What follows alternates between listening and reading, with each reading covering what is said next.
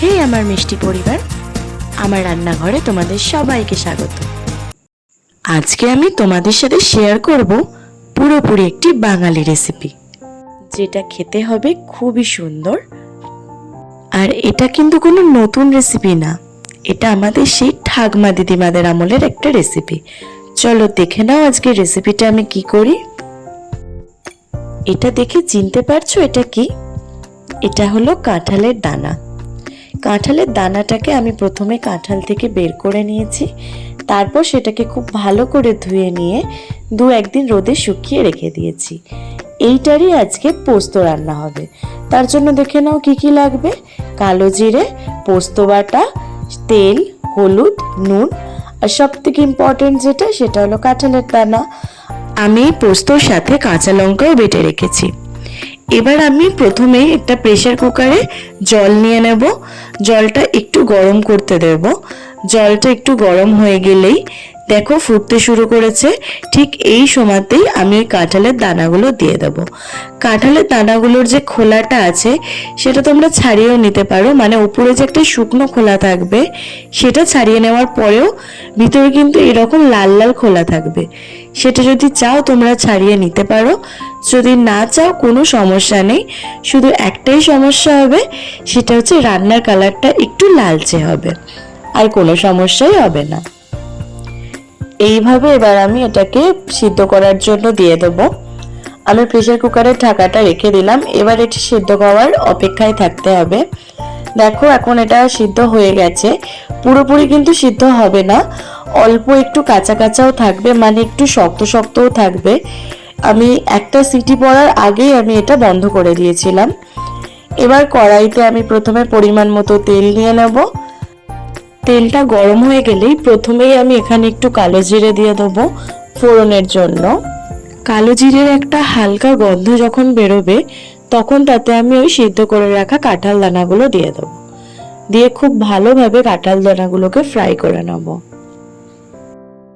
কাঁঠাল দানাগুলো almost fry হয়ে গেলে আমি তাতে পরিমাণ মতো হলুদ গুঁড়ো দিয়ে দেব। তোমরা যদি চাও এখানে ঝালের জন্য লঙ্কা গুঁড়ো ইউজ করতে পারো, কিন্তু পোস্ততে ন্যাচারালি কাঁচা লঙ্কা দিয়েই হয়, লঙ্কা গুঁড়ো ইউজ না করাটাই বেটার। এবার আমি তাতে দিয়ে দেব পরিমাণ মতো নুন।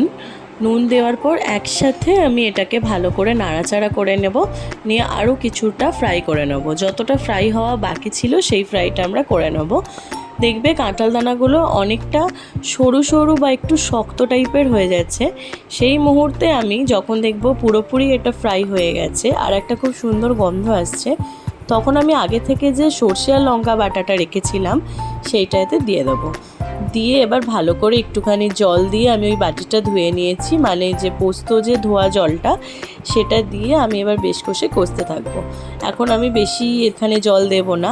আর একটা কথা, পোস্ত বেশি কষবো না, তাহলে কিন্তু তিতো হয়ে যাবে। তাই খুব আস্তে আস্তে ধীরে ধীরে আর অনেকক্ষণ পর পর এটাকে কষতে হবে, আর সিম আঁচে কষতে হবে, নাহলে কিন্তু তলা ধরে যাওয়ার একটা সম্ভাবনা থাকবে।